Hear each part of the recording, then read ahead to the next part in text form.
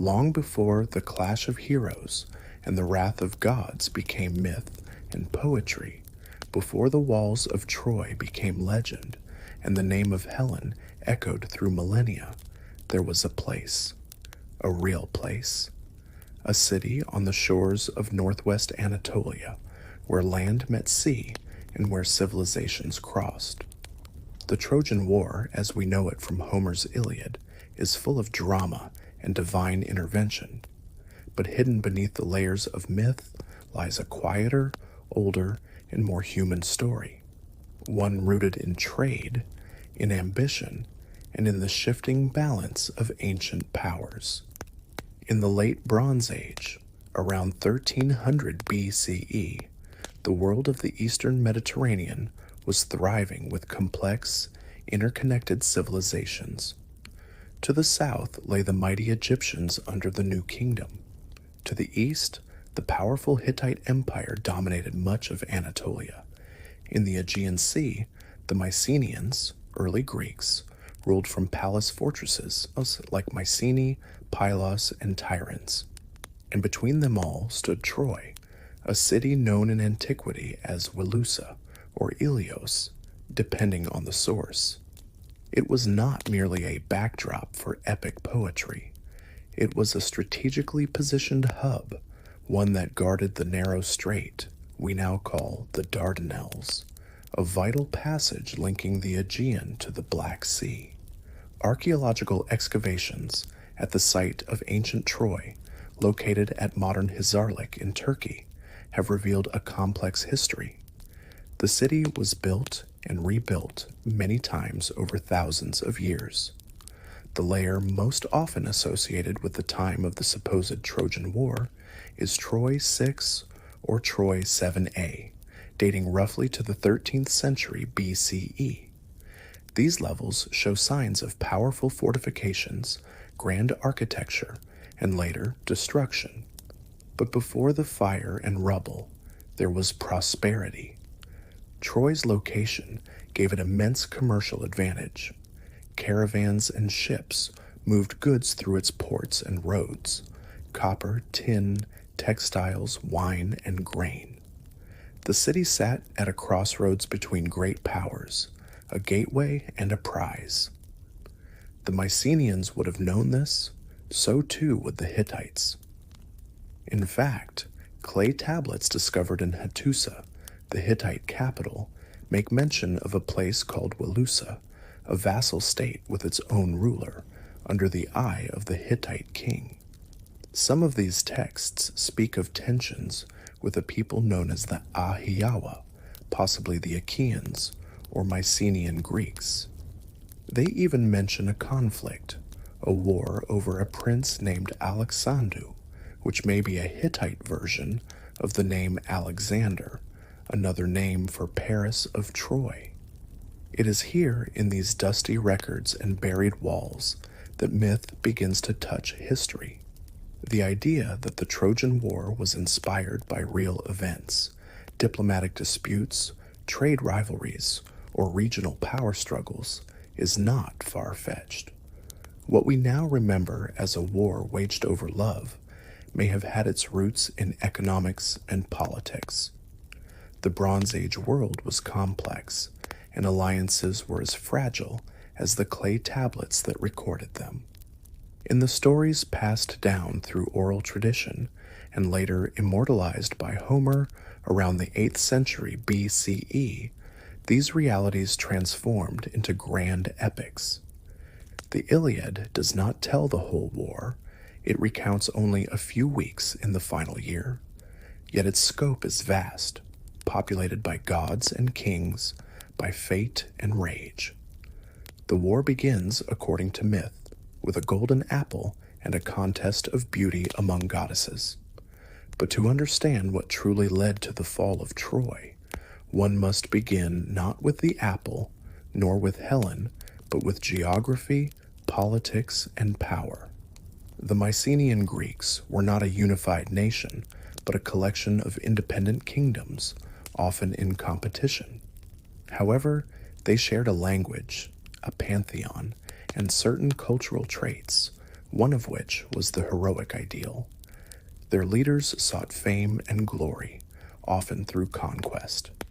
If Troy stood in the way of Mycenaean trade or influence, or if it resisted Achaean demands, a coalition of kings might indeed have banded together to bring it down, not out of loyalty to a wronged husband, but out of ambition and opportunity. Still, the poetic version persisted because it resonated. A war over a woman stolen, a city besieged for 10 years, heroes like Achilles, Hector, and Odysseus, each larger than life. The myth gave meaning to a past that might otherwise be seen as cold and transactional. But beneath the verses of Homer, and even deeper beneath the soil of Hisarlik, the fragments of reality still whisper.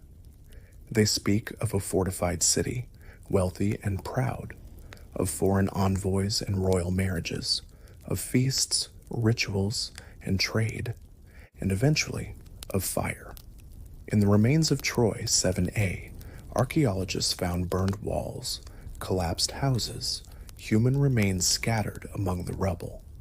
Whether this destruction came at the hands of Mycenaean warriors or internal unrest remains uncertain. But what is clear is that something ended, and with that end came memory, transformed through generations into legend. So as the stars rise over the Aegean and the soft winds of Anatolia move through fields once filled with stone and song, one can imagine the early chapters of a war long remembered. A war that may not have begun with a goddess's jealousy, but with human ambition and ancient rivalries. And it is here, in this quiet beginning, that the real story of the Trojan War slowly awakens. As the Bronze Age reached its peak, the world of the Aegean was dominated by the Mycenaean civilization. Warrior kings who ruled from fortified palaces, their influence stretching across the Greek mainland, the Aegean islands, and into western Anatolia.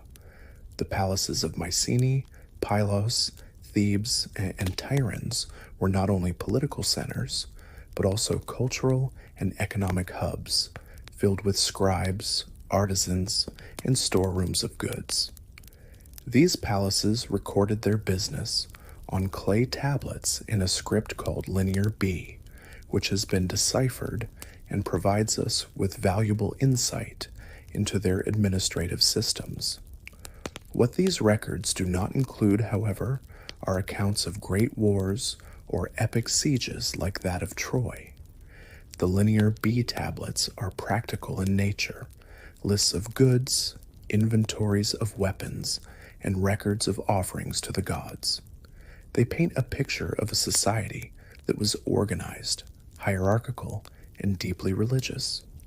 Yet the absence of direct mention of a war with Troy does not mean it did not happen.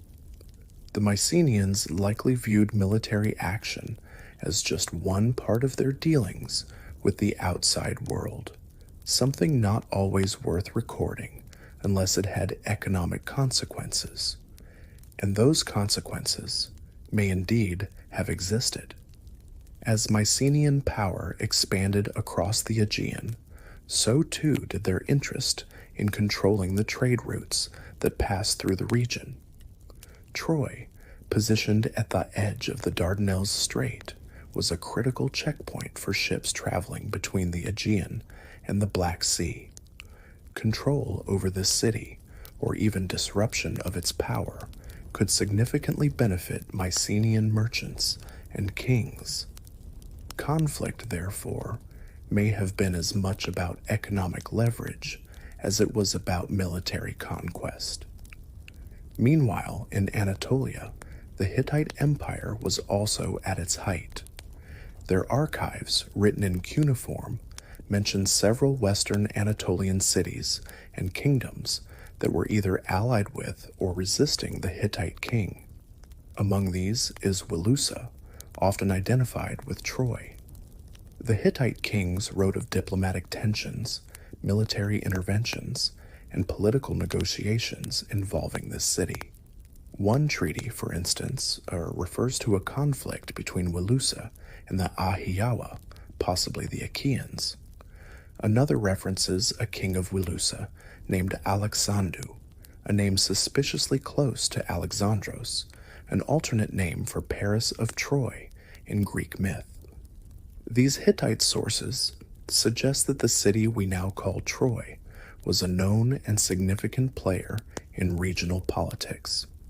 It had kings, treaties, and possibly shifting allegiances between the Hittites and the Greeks. It is entirely plausible that tensions between Wilusa and Mycenaean Greece escalated to open conflict, perhaps not a 10-year siege, but a destructive campaign nonetheless. Such a campaign could later be magnified in myth, transforming real history into something timeless and symbolic. Back in Greece, the world of the Mycenaeans was rich and vibrant. Their palaces were decorated with frescoes of warriors, chariots, and maritime scenes. Their tombs held weapons of gold and bronze, and their burial customs revealed a belief in an afterlife filled with heroic deeds. It is from this world that figures like Agamemnon, Menelaus, and Achilles are believed to have emerged, if not as historical individuals, then as cultural memories of a warrior elite. Agamemnon, king of Mycenae, was said to have led the Greek forces against Troy, while his brother Menelaus was the wronged husband whose wife Helen was taken or fled to Troy. Achilles, the mightiest warrior of them all, was said to be nearly invincible, save for his heel. These stories, passed down orally for centuries before Homer, likely drew from a blend of memory, imagination, and poetic invention. Yet behind each name may lie a real person, or at least a real type, a noble warrior, a powerful king, a skilled diplomat, whose deeds became myth over time. The war itself, as described by Homer, may not reflect an actual historical campaign, but the practice of assembling allied forces for raiding or warfare was not uncommon in the late Bronze Age. Kings formed coalitions to attack rivals, punish rebellious cities, or secure strategic trade points. A campaign against Troy, if it occurred, would likely have involved many leaders and lasted for a significant time. The destruction layer found at Troy 7a aligns chronologically with such an event. But for now, in this part of the story, we find the world before the fall, a time when kings made alliances, when merchants filled the harbors, when foreign emissaries crossed palace courtyards bearing gifts and threats alike. It was a time when the boundaries between diplomacy and war were thin, when a marriage proposal might mask an ambition, and when myths began to take shape in the halls of power. As the night deepens and the stars shimmer above the ancient Aegean, the ships of Mycenae are still at harbor, and the gates of Troy remain closed but watchful. Peace still lingers, but it is uneasy. The wind carries whispers of future betrayal, and the first embers of a coming war begin to glow beneath the surface of treaties and smiles. The stage is set, the players take their places, and though the gods may not yet speak, their silence weighs heavy. The moment of peace had passed. Whether sparked by a failed alliance, a diplomatic insult, or a calculated act of aggression, hostilities between the Mycenaeans and Troy began.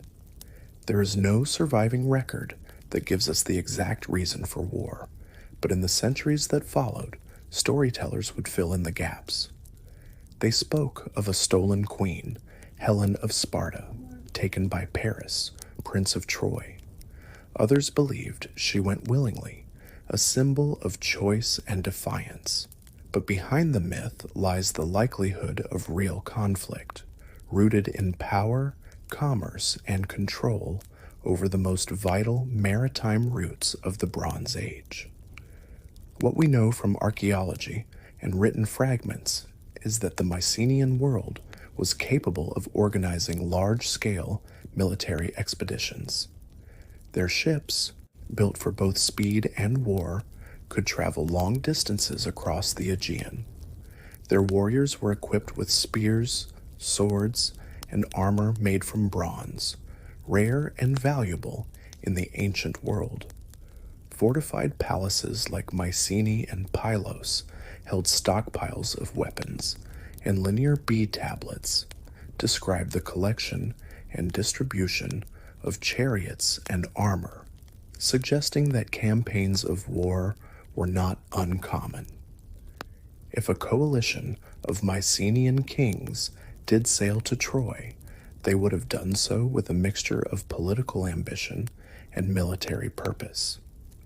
The war may not have lasted 10 full years, as later tradition suggests, but it would not have been brief either. Troy's fortifications, visible even today in the archaeological layers of Troy 6 and 7a, were formidable. Walls of stone several meters thick encircled the citadel. The city's defenders would have had the advantage of high ground and knowledge of their terrain. A siege would have been difficult. Armies in the Bronze Age lacked the complex siege engines of later periods. They relied on cutting supply lines, surrounding cities, and launching direct assaults when possible. If Troy was well provisioned or supported by allies, the attackers would need patience. During this time, both sides may have fought smaller skirmishes outside the walls, engaging in raids and attempts to disrupt each other's resources. The war, real or not, left behind traces. Troy 7a, the archaeological layer most often linked to the Trojan War, shows signs of destruction by fire, collapsed walls, and hastily buried bodies. Pottery from this layer suggests a sudden end, not a gradual decline. It is entirely possible that the city was burned during a military campaign, whether by the Mycenaeans or another enemy. In contrast, the earlier layer, Troy 6, reveals evidence of a powerful and thriving city, perhaps the very one that attracted the envy and ire of Achaean kings. As the war dragged on, alliances would have been tested. In the Homeric tradition, kings like Agamemnon, Odysseus, Nestor, and Diomedes led contingents from different Greek regions. Whether these exact figures existed is unknown, but the idea of a multi-regional force uniting against a common foe is consistent with how power operated during the late Bronze Age. The Aegean world was not unified, but kings could form coalitions, especially if there was prestige or wealth to be gained. For the Trojans, the defenders, the situation was equally complex. They likely received support from other Anatolian allies or vassal states. The Hittite Empire, while declining by the time of the supposed war, may still have had some interest in the region, but by 1200 BCE, the entire eastern Mediterranean was on the verge of collapse. Trade routes were disrupted, cities were sacked or abandoned.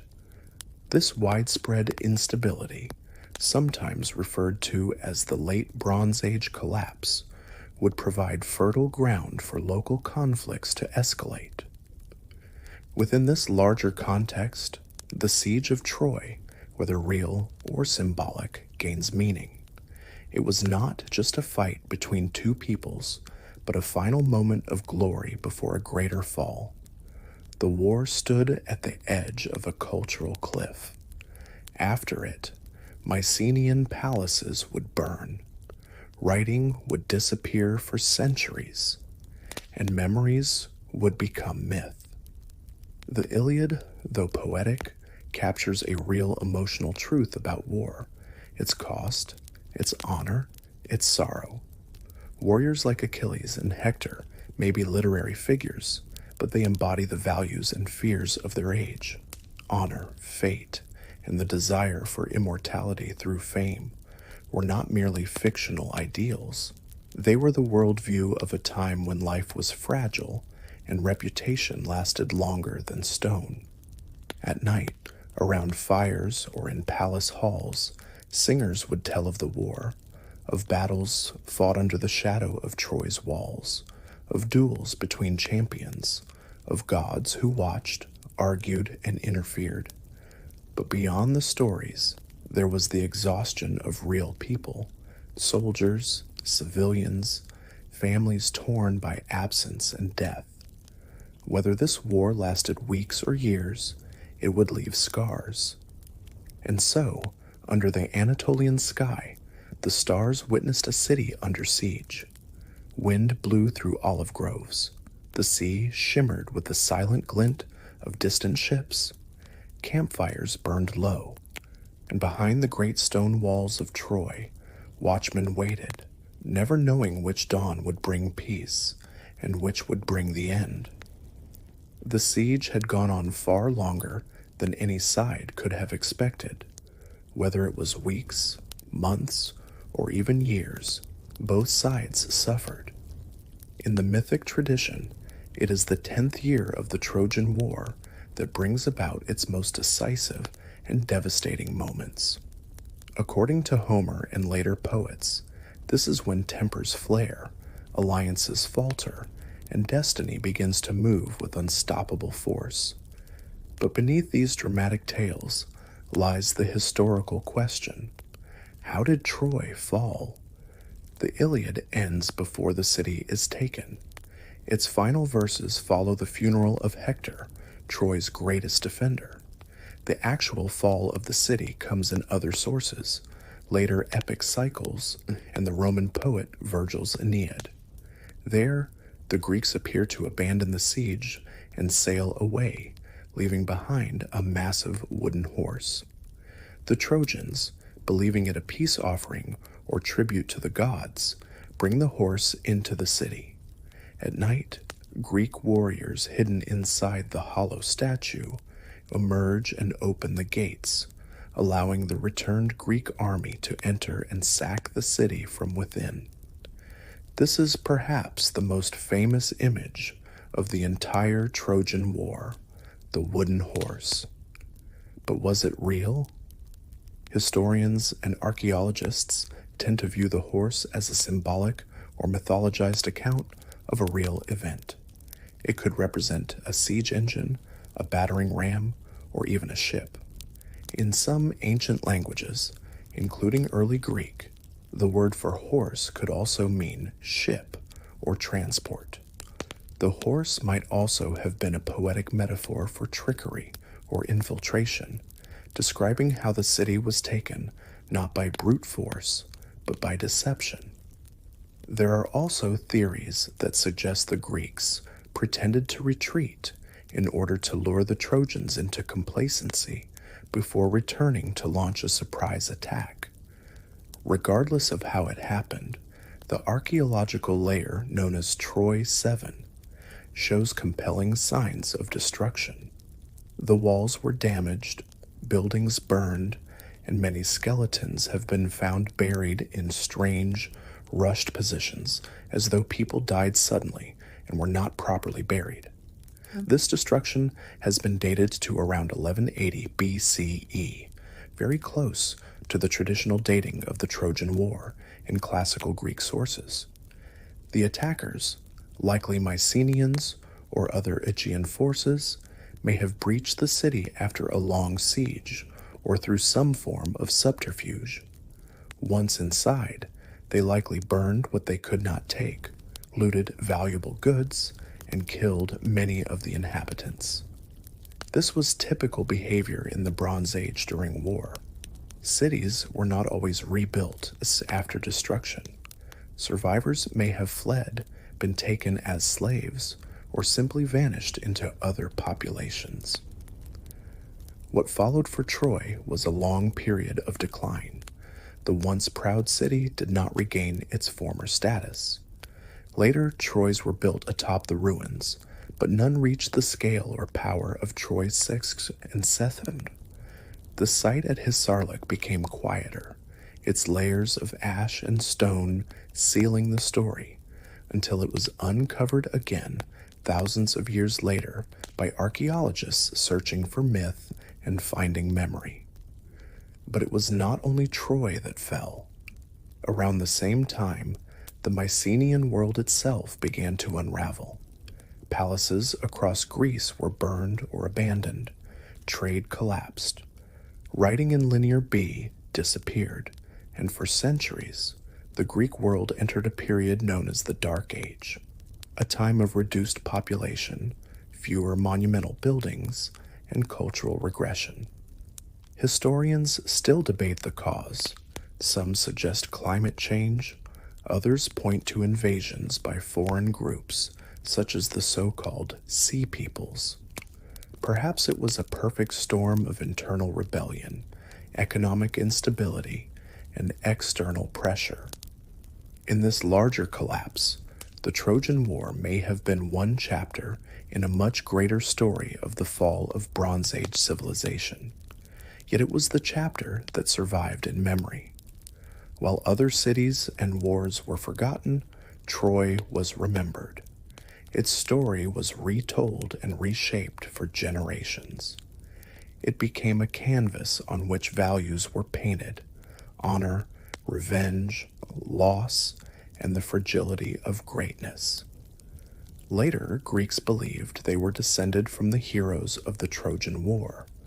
Romans traced their own lineage to Aeneas, the Trojan prince who fled the burning city to found what would one day become Rome. In this way, the story of Troy became more than just history or myth. It became a foundation myth, one that explained identity, justified empire, and connected past to present. And still, as the flames died down and the walls crumbled, there was silence. The proud towers of Troy stood blackened against the sky. The wind carried only smoke and dust. In the ruins, perhaps a single watchman's spear lay broken beside the gate, and somewhere the echo of footsteps faded into memory. The war was over. The city was lost. But the story had only begun. The smoke from Troy had long faded. Its walls, once proud and tall, now lay buried beneath centuries of silence. Yet even as the city crumbled, its story endured. The Trojan War, whether historical fact or mythologized memory, became something far greater than either, a tale passed down through generations, reshaped with each telling. After the fall of Bronze Age civilizations, much was lost. Writing disappeared, palaces were abandoned, and cities declined. Yet the memory of Troy lived on, not in written records at first, but through storytellers, bards who sang of gods and heroes, of battles and grief. Their songs changed with time, but the heart of the tale remained. By the 8th century BCE, the stories were written down. The Iliad and the Odyssey, attributed to Homer, gave voice to a world of warriors, rage, and fate. Though the Iliad doesn't describe Troy's fall, and the Odyssey focuses on the journey home, together they framed the war as more than a conflict. It became a meditation on loss, honor, and the cost of glory. Over time, the Trojan War came to mean many things. To the Greeks, it was a tale of heroism. To the Romans, it was their origin story through the journey of Aeneas. Later, it became legend, then literature, and finally history once more, reawakened by archaeologists uncovering the ruins at Hisarlik. They found walls, ashes, pottery, and bones, evidence of a city that once stood strong and then fell in fire. Perhaps not exactly as Homer described, but enough to suggest that the war had roots in real conflict. Whether sparked by trade, politics, or ambition, something happened at Troy that left a lasting mark. And maybe that is what gives the story its lasting power. Not just the clash of heroes or the schemes of gods, but the deeper truths beneath it all, the fear of loss, the hope of return, the weight of memory. Troy stands not just in ruins, but in the imagination. Now, as sleep draws near, the sea is calm. The torches are extinguished. The heroes rest. The stones of Troy lie quiet under stars that have watched for millennia. And in that silence, the story continues, not in fire or fame, but in the quiet remembering of those who listen.